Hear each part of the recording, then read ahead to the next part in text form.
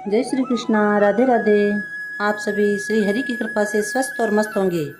आइए आज हम पढ़ते हैं गीता जी का 10वां महात्म्य। भगवान शिव कहते हैं, सुंदरी अब तुम 10वें अध्याय के महात्म्य की परम पावन कथा सुनो, जो स्वर्ग रूपी दुर्गम जाने के लिए सुंदर सोपान और प्रभाव की चरम सीमा है। काशीपुर में धीर बुद्धि नाम से विख्यात एक ब्राह्मण था, जो मुझ में प्रिय नंदी के समान भक्ति रखता था।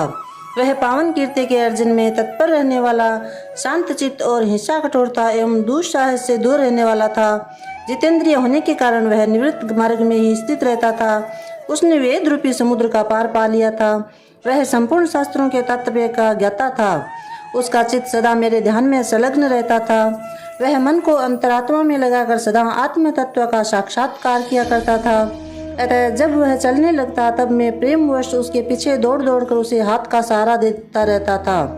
यह देखकर मेरे पार्षद भृंगिरिटी ने पूछा, भगवान इस प्रकार भला किसने आपका दर्शन किया होगा? इस महात्मा ने कौन सा तप होम तत्वा जप किया है कि स्वयं आप ही पद पद पर इसे हाथ का सहारा देते चलते हैं? भृंगिरिटी का ये प्रश्न सुनकर मैंने इस प्रकार उत्तर देना आरंभ किया। एक समय की बात है, कैलाश पर्वत के पार्श्व भाग में पुनाग वन के भीतर चंद्रमा की अमृतमयी किरणों से धुली हुई भूमि में एक वेदी का आश्रय लेकर मैं बैठा हुआ था। मेरे बैठने के क्षण भर बाद ही सहसा बड़े जोर की आंधी उठी। वहां की वृक्षों की शाखाएं नीचे ऊपर होकर आपस में टकराने लगी।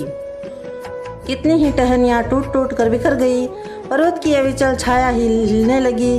इसके बाद वहां महान भयंकर शब्द हुआ। उससे पर्वत की कंदराएं प्रतिध्वनित हो उठी। तदंतर आकाश से कोई विशाल पक्षी उतरा, जिसकी कांति काले मेघ के समान थी। वह गजल की राशि, अंधकार के समूह अथवा पंख कटे हुए काले पर्वत सा जान पड़ता था। पैरों से पृथ्वी का सहारा लेकर उस पक्षी ने मुझे प्रणाम किया और एक सुंदर नवीन कमल मेरे चरणों में रखकर स्पष्ट वाणी में स्तुति करनी आरंभ की। पक्षी बोला, देव आपकी जय हो। आप चिंतानंदमय सुधा के सागर तथा जगत के पालक है। सदा सद्भावना से युक्त एवं अनासक्ति लहरों से अलसित है। आपके वैभव का कहीं अंत नहीं है। आपकी जय हो। अद्वैत वासना से परिपूर्ण बुद्धि के द्वारा आप त्रिविध मलों से रहित, आप जितेंद्रिय भक्तों के अधीन रहते हैं तथा ध्यान में आपके स्वरूप का साक्षात्कार होता है। आप अविद्या में उपाधि से रहित, नित्य मुक्त, निराकार, निरामय, असीम अहंकार शून्य, आवरण रहित और निर्गुण है। आपके चरण कमल शरणागत भक्तों की रक्षा करने में प्रवीण है। अपने भयंकर ललाट रूपी महासर्प की विष्णु ज्वाला से आपने कामदेव को भस्म किया है। आपकी जय हो।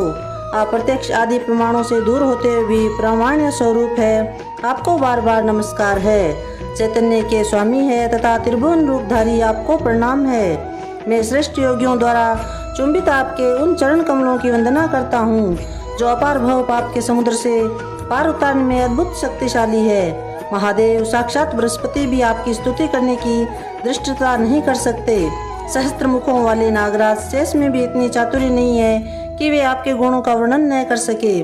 फिर मेरे जैसे छोटी बुद्धि वाले पक्षी की तो विसात ही क्या है। उस पक्षी के द्वारा किए हुए इस स्तोत्रों को सुनकर मैंने उससे पूछा, विहंगम तुम कौन हो और कहाँ से आए हो? तुम्हारी आकृति तो हंस जैसी है, मगर रंग कोए का मिला है। तुम जिस प्रयोजन को लेकर यहाँ आए हो उसे बताओ।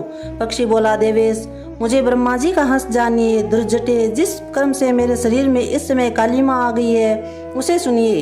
प्रभु यद्यपि आप सर्वज्ञ है, अतः आपसे कोई भी बात छिपी नहीं है, तथापि यदि आप मुझसे पूछते हैं तो मैं बतलाता हूँ। सौराष्ट्र नगर के पास एक सुंदर सरोवर है, जिसमें कमल लहलाते रहते हैं। उसी में से बाल चंद्रमा के टुकड़े जैसे श्वेत मरणों वाले ग्रास लेकर मैं बड़ी तीव्रता गति से आकाश में उड़ रहा था। उड़ते उड़ते सहसा वहां से पृथ्वी पर गिर पड़ा। जब होश में आया और अपने गिरने का कोई कारण न देख सका तो मन ही मन सोचने लगा, अहो ये मुझ पर क्या आ पड़ा। आज मेरा पतन कैसे हो गया? पके हुए कपूर के समान मेरे श्वेत शरीर में ये कालिमा कैसे आ गई? इस प्रकार विस्मित होकर मैं अभी विचार ही कर रहा था कि उस पोखरे के कमलों से मुझे एक ऐसी वाणी सुनाई दी, हंस उठो, मैं तुम्हारे गिरने और काले होने का कारण बताती हूँ। तब मैं उठकर सरोवर के बीच में गया। वहाँ 5 कमलों से युक्त एक सुंदर कमलिनी को देखा। उसको प्रणाम करके मैंने प्रदक्षिणा की और अपने पतन का कारण पूछा। कमलिनी बोली, कलहंस तुम आकाश मार्ग से मुझे लांग कर गए हो, उसी पातक के परिणामवश तुम्हें पृथ्वी पर गिरना पड़ा और उसी के कारण तुम्हारे शरीर में कालिमा दिखाई देती है।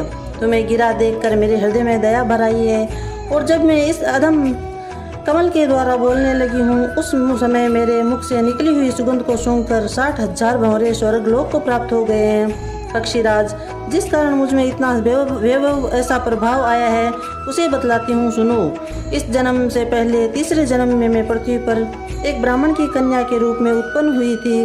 उस समय मेरा नाम सरोज वंदना था। मैं गुरुजनों की सेवा करती हुई सदा एकमात्र पतिव्रत के पालन में तत्पर रहती थी। एक दिन की बात है, मैं एक मैना को पढ़ा रही थी। उसी से पति सेवा में कुछ विलम्ब हो गया। इससे पति देवता कुपित हो गए और उन्होंने मुझे शाप दे दिया, पापिनी तू मैना हो जा। मरने के बाद यद्यपि मैं मैना हुई तथापि पतिव्रते के प्रसाद से मुनियों के ही घर में मुझे आश्रय मिला। किसी मुनि कन्या ने मेरा पालन पोषण किया। मैं जिनके घर में थी वे ब्राह्मण प्रतिदिन प्रातःकाल विभूति योग नाम से प्रसिद्ध गीता के 10वें अध्याय का पाठ करते थे और मैं उस पापहारी अध्याय को सुना करती थी। विहंगम काल आने पर मैं मैना का शरीर छोड़कर 10वें अध्याय के माध्यम से स्वर्गलोक में अप्सरा हुई। मेरा नाम पद्मावती हुआ और मैं पद्मा की प्यारी सखी हो गई। एक दिन मैं विमान से आकाश में विचर रही थी।